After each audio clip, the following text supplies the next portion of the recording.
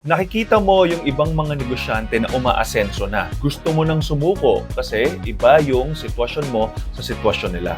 Ay joyful, naiintindihan ko na lahat tayo ay tinatamaan dun sa mga nangyayaring successes and achievements ng ibang mga negosyante. Of course, sabi nga nila, dapat we are happy for them.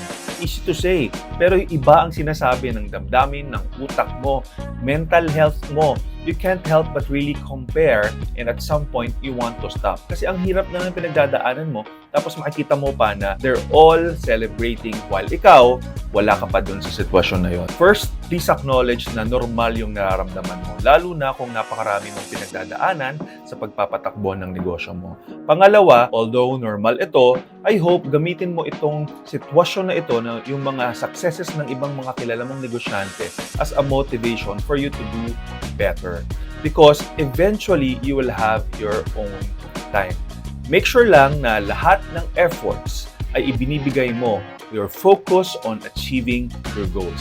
Dahil lahat tayo, darating talaga yung oras natin. It's a matter of time. Just keep grinding and make sure na all eyes tayo dun sa prizes na pwede nating matanggap. And in most cases, yan ay mas magandang buhay para sa ating lahat.